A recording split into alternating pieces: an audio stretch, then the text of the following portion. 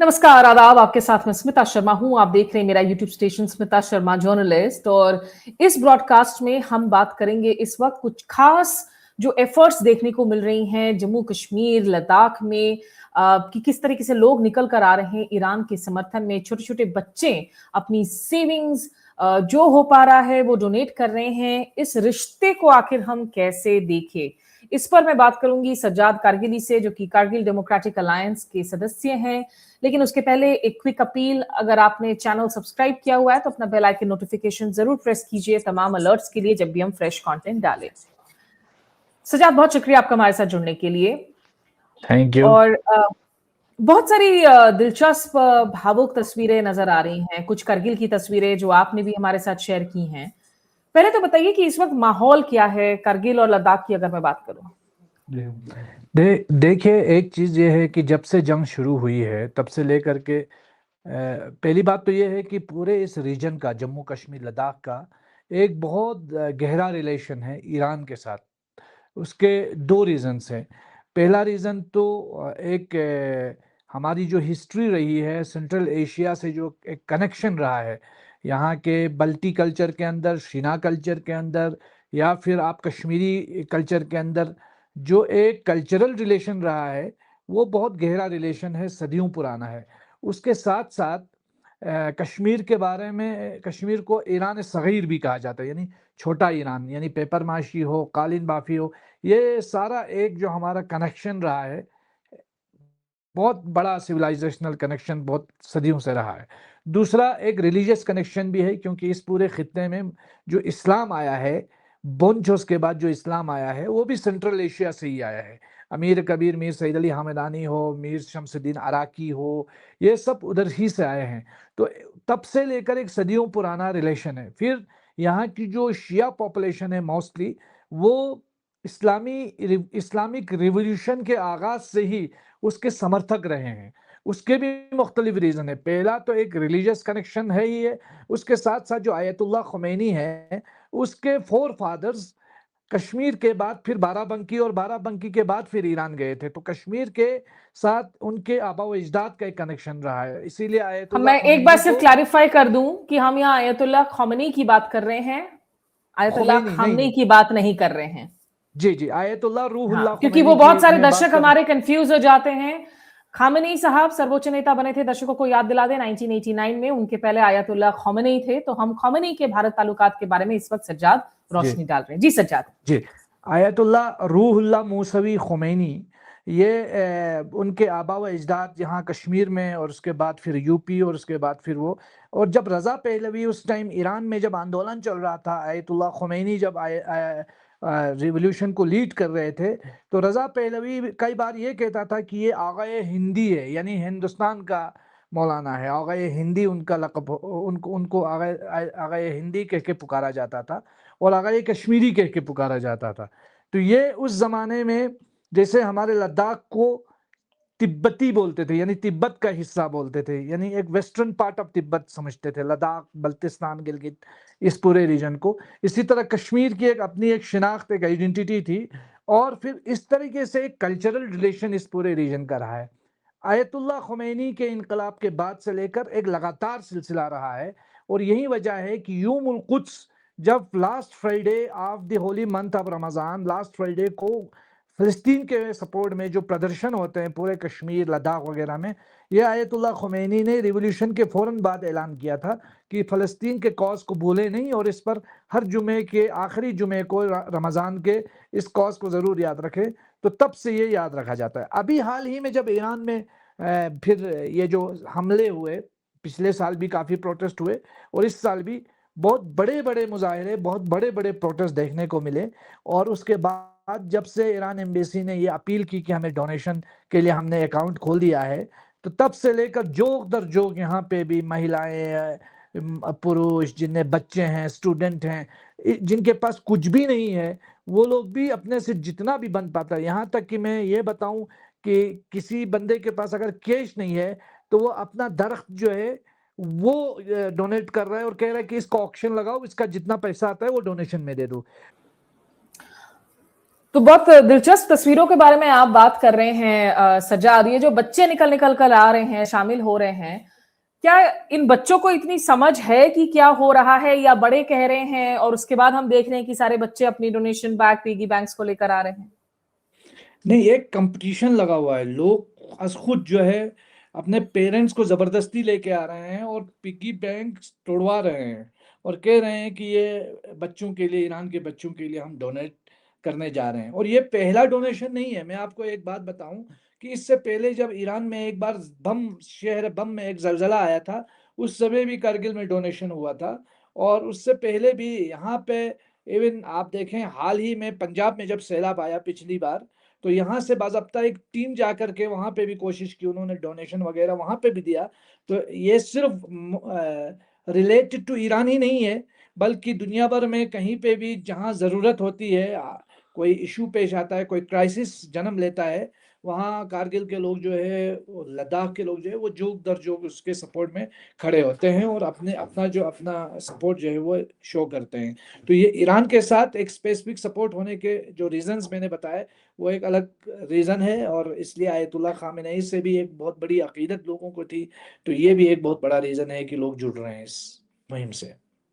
और लोगों को याद दिला दे कि ईरान की तरफ से जो स्टेटमेंट्स आए हैं यहाँ भारत में, खामनेई के, आयतुल्लाह के जो प्रतिनिधि हैं उनकी तरफ से, या फिर जो ईरान के राजदूत हैं उनकी तरफ से, उन सारे स्टेटमेंट्स में, क्योंकि जब युद्ध की शुरुआत हुई 28 फरवरी को, उसके बाद एक ऐसा माहौल बना, और चूंकि उसके ठीक 2 दिन पहले प्रधानमंत्री मोदी इजरायल में मौजूद थे, इजरायली कनेसेट में बात कर रहे थे, वहां उन्होंने गाजा का जिक्र तो नहीं किया, लेकिन बोर्ड ऑफ पीस की बात कर रहे थे, इजराइल की पॉइंट ऑफ व्यू से बात कर रहे थे। तो ऐसा एक माहौल बना, जैसा लगा कि इंडिया इजराइल का पक्ष चुन रहा है।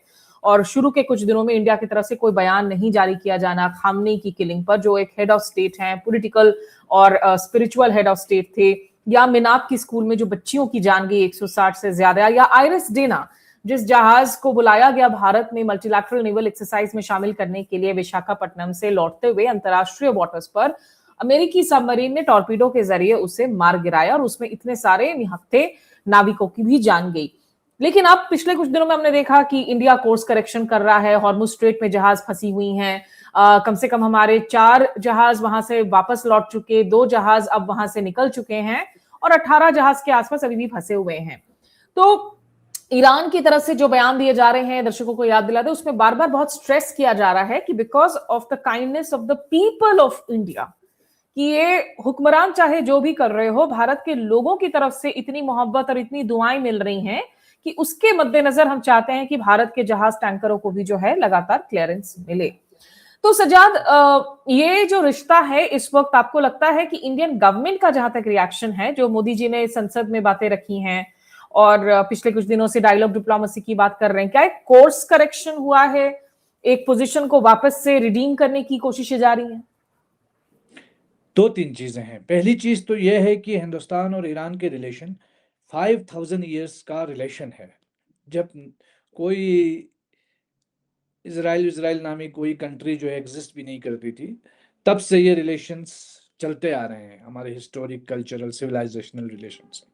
जहां तक सरकार की बात है, सरकार की फॉरेन पॉलिसी बहुत क्लूलेस और बहुत ही अनसर्टन हमारी फॉरेन पॉलिसी रही है। आज के टाइम पे हम देखते हैं कि इस पूरे खित्ते में हम अपने दोस्त खो रहे हैं। यानी इस वक्त अगर हमारा कोई रिलायबल दोस्त रहा है तो तालिबान रहा है, उसके अलावा तो मुझे नहीं लगता है कि कोई रिलायबल दोस्त हमारे इस खित्ते में भी नहीं है। अमेरिका के कहने पर हमने रशिया से तेल बंद कर दिया, अमेरिका के परमिशन पे हम रशिया से तेल खरीद रहे हैं। ये एक बहुत बड़ा अनफॉर्चुनेट अमल है। और भारत सरकार को भी समझ में आ रहा है कि ये जो डोनाल्ड ट्रंप है, या डोनाल्ड ट्रंप की हुकूमत है, या फिर जो अमेरिकी क़यादत है, ये कभी भी किसी के वफादार नहीं रहे हैं। आज देखिए जिस तरीके से ईरान जो है जब जवाबी कार्रवाई करके अमेरिकन बेसिस को निशाना बना रहा है पूरे उस वेस्ट एशियन कंट्रीज में, जीसीसी कंट्रीज के अंदर, तो उनमें से किसी को बचाने के लिए अमेरिका नहीं आ रहा है। अमेरिका सिर्फ इजराइल के प्रोटेक्शन के लिए आ रहा है। तो उससे भारत को भी साफ समझ लेना चाहिए। और कल की एक रिपोर्ट में पढ़ रहा था जिसमें भारत, उस रिपोर्ट में यह कहा गया है कि अमेरिका ने यह कह दिया है कि अगर पाकिस्तान की ओर से कोई हमला इंडिया पे होता है तो भारत की कोई गारंटी जो है वो अमेरिका नहीं लेगा कि वो मदद करेगा। तो उससे साफ जाहिर होता है कि अमेरिका कोई रिलायबल फ्रेंड, रिलायबल एलाई नहीं है। तो हमें अपने जो रिश्ते हैं अपने हमसायों के साथ खुद ठीक करने हैं। तो जो भारत सरकार की पॉलिसी रही है, चाहे वो ईरान के हवाले से हो या फिर इवन चाइना के हवाले से हो, वो क्लूलेस रही है, वो एक्सीडेंटल इवेंट बेस्ड फॉरेन वो रिएक्शंस रहा है। हमारा कोई सस्टेन्ड फॉरेन पॉलिसी नहीं है। जो हमारी एक छवि थी पूरे इस दुनिया के अंदर, वो छवि हमने कब की खो दी है। अब तो हम जो है सिर्फ ये गले लगने, हंसी मजाक करने की एक पॉलिटिक्स तक महदूद रहे, और लोग भी अब सीरियसली नहीं ले रहे इस तरह की पॉलिटिक्स को। जहां तक हिंदुस्तान की जनता का ताल्लुक है, हिंदुस्तान की जनता बिल्कुल मजबूत तरीके से इस वक्त ईरान के साथ खड़ी है, और एक लंबा हमारा रिलेशन रहा है। और मैं ये न कहूँ तो भी ठीक है कि ईरान ही क्यों, बल्कि वो चाहते हैं कि ये जंग खत्म हो। इस जंग में जो ईरान के ऊपर ज्यादती हुई है, हमला क्योंकि अमेरिका और इसराइल की तरफ से हुआ है, उस हमले को कंडेम कर रहे हैं लोग और खुल के सपोर्ट कर रहे हैं। और यही वजह है कि ईरान की तरफ से जो हॉर्मुज स्ट्रेट से हमारे जहाज़ों का पास होना हो, या भी जो भी रिलेशंस का एक बच्ची कुची हमारी आपसी बरादरी रही है या दोस्ती रही है, उसका रीजन हिंदुस्तान की जनता है, न कि हिंदुस्तान के अवाम का बिहेवियर। कि आप देखिए हमारे प्राइम मिनिस्टर, दुनिया में अभी न्यूजीलैंड में पिछली बार एक हमला हुआ तो प्राइम मिनिस्टर को आधा घंटा नहीं गुजरा कि उसको कंडेम करे।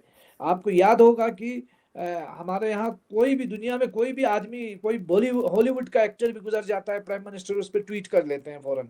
लेकिन मिनाप के अंदर इतना बड़ा इंसिडेंट हुआ, कितनी बच्चियां मारी गई, लेकिन एक लफ्ज जो है कंडेमनेशन तक का नहीं ठीक है। निकला मुंह से।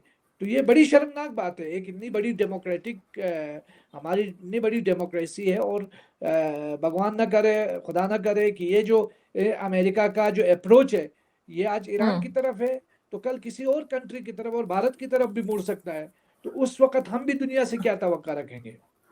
सजाद, हालांकि हमें यह भी याद रखना चाहिए कि जब एक युद्ध होता है तो उसमें सिर्फ जो दो मुल्क लड़ रहे हैं उन्हीं पर असर नहीं पड़ता है, पूरी दुनिया भर में इसका असर पड़ता है। खाड़ी देशों में हम देख ही रहे हैं कि ईरान की तरफ से जवाबी हमले हो रहे हैं जहां जहां अमेरिका की सैन्य बेसेस हैं, और दोनों ओर से ही जो है काफी ज्यादा इस वक्त धमकियां दी जा रही है। नेतन्याहू भी यही कह रहे हैं कि जंग कब खत्म होगा इसकी डेडलाइन में नहीं दे सकता हूं। ये तमाम बातें मैंने इसके पहले एक ब्लॉग में भी कही हैं। और भारतीयों की भी जान गई है, 8 भारतीयों की अब तक जान जा चुकी है। वो वॉर कैजुअलिटीज बन चुके हैं, जिनमें से एक की जान एक दिन पहले गई जब कुवैत में एक डीसैलिनेशन प्लांट पर हमला हुआ इंटरसेप्टर मिसाइल की वजह से। और ये तमाम जो लोग जिनकी जान जा रही हैं, जो मासूम हैं, जिनके घर उजड़ रहे हैं इस युद्ध की वजह से, उन सब के साथ हमारी दुआएं हैं, हमारी थॉट्स एंड प्रेयर्स हैं। ये होना नहीं चाहिए। लेकिन जब एक युद्ध की शुरुआत होती है, अगर आपके पास एग्जिट स्ट्रैटेजी नहीं होता है तो पता नहीं होता कि वो युद्ध कहां जाके कब थमेगा और कितनी जानों को अपनी लपेट में लेगा। सजाद, ईरान के साथ आपने रिश्तों की ऐतिहासिक, सभ्यता और लिंकेजेस की तो बात की, लेकिन एक हमेशा कंट्रोवर्सी रहता है। अभी हाल के दिनों में ये विवाद उठा कि जो ईरानियन एम्बेसी है उन्होंने एक ट्वीट को डिलीट कर दिया इस प्रेशर में आकर, जिसमें वो कह रहे थे कि India and Jammu and Kashmir को वो शुक्रिया अदा कर रहे थे। और ये आरोप लगा कि भाई पाकिस्तान से चूंकि अकाउंट्स ने आप पर दबाव बनाया कि आप जम्मू कश्मीर को इंडिया का हिस्सा मान रहे हैं, और कश्मीर की पोजीशन को लेकर उन्होंने जो है पोजीशंस अपनी बदली है। इसीलिए एक ऐसा तबका है जिसको लगता है कि भारत का असली दोस्त दरअसल इजराइल है, नेतन्याहू है, ईरान पर भरोसा नहीं करना चाहिए। आप क्या कहेंगे इस पर? देखिए, चूंकि मैं ईरान टीवी के साथ एक लंबे समय तक मैंने काम किया है, तो हम लोग जब रिपोर्ट करते हैं तो उसमें ये कहा जाता है जैसे भारत के ज़ेर इंतज़ाम यानी इंडियन एडमिनिस्ट्रेट कश्मीर, और जो पाकिस्तान वाला जो साइड से जो रिपोर्ट होती है उसमें Pakistan administrate Kashmir word use होता है। यह एडमिनिस्ट्रेट वर्ड यूज़ सिर्फ ईरान की तरफ से नहीं होता है। जितने भी जीसीसी कंट्रीज हैं, जितने भी थर्ड कंट्रीज है, वो सारे इस चीज को यूज करती है सिवाय पाकिस्तान के। पाकिस्तान इंडिया ऑक्यूपाइड कश्मीर बोल देता है, इंडियन एडमिनिस्ट्रेटेड कश्मीर नहीं बोल देता है। और हम लोग पीओके बोल देते हैं, यानी पाकिस्तान ऑक्यूपाइड कश्मीर बोल देते हैं। लेकिन ये जो इंडियन एडमिनिस्ट्रेटेड कश्मीर है, ये वहाँ की एक जो स्टैंड है उस हिसाब से वो लोग मीडिया के अंदर इस तरह इसको प्रोनाउंस कर देते हैं। मेरी दूसरी बात यह है कि ये जो ट्वीट डिलीट हुआ है इसके बारे में मुझे इस बारे में कोई जानकारी नहीं है। अलबत्ता मैं ये कहूँगा कि ईरान की जो पॉलिसी है वो हमेशा से वाज़ेह रही है। वो पाकिस्तान की तरह पाकिस्तान के स्टैंड को कभी समर्थन नहीं किया है कि जिस तरह पाकिस्तान कहता है कि कश्मीर जो है वो पूरा का पूरा पाकिस्तान है। हालांकि पाकिस्तान ने भी जो कश्मीर के साथ 5 अगस्त के बाद तो कश्मीर के सामने, कश्मीरियों के सामने पाकिस्तान की जो असली हकीकत है वो भी खुल के सामने आई। वो कितना कश्मीरियों से मोहब्बत करते हैं और कितना कश्मीर के लिए वो जान देते हैं, वो सारी चीज़ें खुल के सामने आई। और ये सिर्फ लग रहा था कि ये सिर्फ और सिर्फ एक बदले की भावना भारत के खिलाफ थी, तो इसलिए कश्मीर का इस्तेमाल पाकिस्तान ने 40 साल किया। अदरवाइज कश्मीरियों से कोई हमदर्दी पाकिस्तान को नहीं है। और अब ये जो ट्वीट डिलीट हुआ उस बारे में मुझे इस बारे में कोई ज़्यादा जानकारी नहीं है, तो इस पर मैं कुछ ज़्यादा कह भी नहीं पाऊंगा। ठीक है, पर आखिरी सवाल इससे सज्जाद, जो आपसे जानना चाहूंगी मैं कि पिछले कुछ वक्त से पहले जो गाजा में हालात बने, फिलिस्तीन में जो हो रहा है, और अब मतलब जो यहाँ पर राइट विंग आइडियोलॉजी वाले लोग हैं, जो बीजेपी के सपोर्टर्स एक बड़े समर्थक हैं, और जो ये कहते हैं कि भाई हम ईरान पर भरोसा नहीं कर सकते हैं। एक्चुअली में इजराइल और भारत के बीच में ही जो है सुरक्षा की कोऑपरेशन हुई है, होमलैंड सिक्योरिटी बढ़ा है, मुंबई हमलों के बाद से इतना काउंटर टेररिज्म सपोर्ट मिला है, भारत को ड्रोन टेक्नोलॉजी मिल रही है। उन लोगों को आपका संदेशा क्या होगा जो लोग कह रहे हैं कि ईरान के इस युद्ध में बहुत सिंपैथी आप ईरान को दिखा रहे हैं लेकिन असली दोस्त इजराइल है? देखिए, इसराइल कभी भी किसी का दोस्त नहीं रहा है। मैं ये बताऊं कि जो छोटे छोटे बच्चों का, बेगुनाह लोगों का कत्ल आम करता है और जो इस बात पे यकीन रखता है, आपने 3 साल में देखा कि जिस तरीके से गाजा पट्टी के अंदर नरसंहार हुआ, जेनोसाइडल एक रिजीम को अपना साथी नहीं बना सकते। ये वैसे ही है जैसे आप मान लीजिए मुसोलिनी और हिटलर को कहेंगे कि ये हमारे आदर्श हैं या आइडियल है।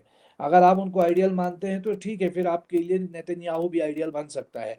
लेकिन जिस देश का अगर आइडियल गांधी हो, जिस देश का आइडियल जो है वो भगवान राम हो, प्रॉफिट मोहम्मद हो, तो मुझे नहीं लगता है कि उस देश का आदर्श जो है वो नेतन्याहू हो सकता है ना। वो इकबाल ने कहा था, है राम के वजूद पे हिंदुस्तान को नाज, ए ले हुनर समझते हैं उनको इमाम हिंद। यानी आप दो चीजें कर सकते हैं, मतलब आप राम से मोहब्बत का दावा करते हो और रावण की आप भक्ति करते हो, तो मुझे लगता है ये दो तजाद चीजें हैं, कॉन्ट्राडिक्टरी चीजें हैं। आप इमाम हुसैन को भी चाहते हो और कहते हो कि यजीद से भी मोहब्बत है, ये हो ही नहीं सकता। जिस तरह आजकल पाकिस्तान का शहबाज शरीफ डोनाल्ड ट्रंप को नोबल भी मांग रहा है, उधर से ईरान को कह रहा है कि ये हमारा बरादर इस्लामिक मुल्क है। तो पहले हमें ये सोचना पड़ेगा हम किस साइड में हैं। या तो आप जेनोसाइड के हक में है, नेतन्याहू के साथ में है, या तो आप अपने आप को चूंकि राम भक्त बोलते हो, तो भगवान राम की क्या पॉलिसी को आप एडॉप्ट करोगे या नेतन्याहू की जेनोसाइडल पॉलिसी को एडॉप्ट करोगे। तो वो आप अपने ही रिलीजियस और सोशल जो आइडियोलॉजिकल जो उसमें है ना, वो डायलिमा में फंसे हुए हो कि आप खुद ठीक है। इंतखाब नहीं कर पा रहे हो। ये सब रीजन मुझे लगता है चूंकि एक ग्लोबल इस्लामोफोबिया वेस्टर्न कंट्रीज और बिलखुसूस इसराइल की तरफ से हो रहा है, उसका एक बहुत बड़ा रीजन है। ठीक है, एन एब्सोल्यूट लास्ट क्वेश्चन, मैं आपसे ये भी जानना चाहूंगी कि ईरान के अंदर बमबारी की जो खबरें आ रही हैं, ईरान को हिट्स तो बहुत बैडली हो रहे हैं। ईरान ने अमेरिका के बहुत सारे सैन्य एसेट्स को नुकसान पहुंचाया है, इसराइल को हिट किया है, लेकिन ईरान में एक इंटरनेट ब्लैकआउट चल रहा था। पूरा स्केल ऑफ डैमेज पता कर पाना मुश्किल है। तेहरान से लेकर इस्फहान तक जो काले धुओं की तस्वीरें आ रही हैं, बमबारी की तस्वीरें आ रही हैं, व्हाट इज योर सेंस? एक कितना स्केल ऑफ सिविलाइजेशन और भविष्य जो है ईरान ने खो दिया है? देखिए, मैं ये चीज कहूंगा कि ईरान और अमेरिका का मिलिट्रीली कंपैरिजन तो नहीं हो सकता है, ये तो साफ है। वो 20 गुना ज्यादा मिलिट्रीली पावरफुल है, इकोनॉमी उसकी 20 गुना ज्यादा बड़ी है। लेकिन ईरान अपने एग्जिस्टेंस की लड़ाई लड़ रहा है और पूरी ताकत के साथ वो लड़ रहा है। मैं ये समझता हूँ कि एक बहुत बड़ी ताकतों के सामने महीना टिकना बहुत बड़ी बात है। और ये हिम्मत दिखाना कि हम अभी सीज फायर नहीं करेंगे, और अगर सीज फायर करेंगे तो अपनी कंडीशंस पे करेंगे, ये भी बहुत बड़ी बात है। हम और आपने देखा है कि ईरान से कई गुना ज्यादा कमजोर तालिबान था, ईरान से कई गुना ज्यादा कमजोर जो है इराक की पोजीशन थी, फिर भी अमेरिका को वहां से मुक्की खानी पड़ी। तो मेरा ये मानना है क्योंकि ईरान अपनी जमीन पर लड़ रहा है, अपने लोगों के दरमियान बैठ के लड़ रहा है। तो अमेरिका जो इतनी दूर से आकर के ईरान पे इन्वेजन कर रहा है या करेगा, अभी वो अपना वो फुटहोल्ड भी मजबूत बनाने की कोशिश कर रहा है, तो उसमें अमेरिका को बहुत ज़्यादा नुकसान उठाना पड़ेगा। वियतनाम से बुरे हालात होंगे। ईरान के अंदर जो ग्राउंड सिचुएशन ये है कि अभी चूँकि अभी बहुत सारे हमारे कारगिल के भी स्टूडेंट अभी ईरान में हैं, जो हर रात जो है वो लाइव कवरेज वहाँ से देते हैं। तो ईरान के लोग सड़कों पे अवाम और हुकूमत दोनों में बहुत मजबूत तालमेल है। लोग अपने बच्चे, औरतें सब लोग सड़कों पे उतर करके जो है वो अमेरिका के खिलाफ जो है वो रेजिस्टेंस की बात कर रहे हैं। तो मुझे लगता है कि आइंदा आने वाले दिन में बहुत तेज़ी से एक ग्लोबल शिफ्ट की तरफ हम जा रहे हैं। ग्लोबल ऑर्डर बहुत तेज़ी से चेंज होगा। ईरान को 2 चीज़ों का बहुत नुकसान होगा, इंफ्रास्ट्रक्चर तबाह होगा बहुत बुरी तरीके से और शहादतें बहुत होंगी। लेकिन अल्टीमेट विक्ट्री जो है वो ईरान की होगी और ईरान में रिजीम चेंज ना होना और इस इस्लामिक रिवॉल्यूशन वाली हुकूमत का अपने ऊपर खड़ा रहना ही ईरान की कामयाबी है और ट्रम्प ठीक का है, अपने गोल्स को अचीव न करना उसकी नाकामी है। चलिए ठीक है, अभी के लिए बस इतना ही। मैंने कहा कि सज्जाद से थोड़ी बात करूं क्योंकि जो बहुत इमोशनल तस्वीरें आ रहे हैं जम्मू कश्मीर लद्दाख से, और ये सिर्फ शिया समुदाय नहीं है, यहाँ सुन्नी भी बताए जा जी। रहे हैं, हर धर्म के लोग हैं जो आगे निकल कर आ रहे हैं नहीं, और इवन ईरान के बुद्धिस्ट, साथ खड़े हमारे हो रहे बुद्धिस्ट हैं। कम्युनिटी के लोग भी, सिख कम्युनिटी के लोग भी, आपको बताता चलूं, वो भी इस डोनेशन में हिस्सा ले रहे हैं। मैंने जैसे कि बात बताया, एक रिलीजियस कनेक्शन तो है ही, लेकिन एक सिविलाइजेशनल कनेक्शन भी इस इलाके में रहा है। पर्शियन भाषा भी जो है बोली जाती थी, जुबानी जो है रिश्ते हुआ करते थे, बाद में उर्दू को यहाँ पर लाया गया। तो इन तमाम इनसाइट्स के लिए शुक्रिया हमेशा की तरह सज्जाद। और थैंक यू। पैन इंडिया एक बहुत स्ट्रॉन्ग वॉइस है जो ईरान के साथ खड़ा है।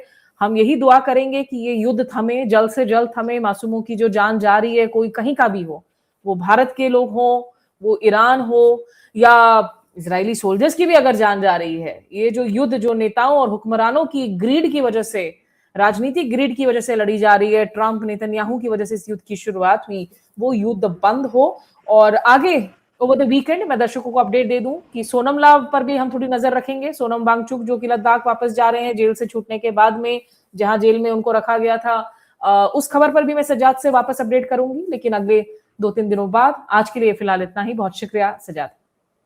Thank you.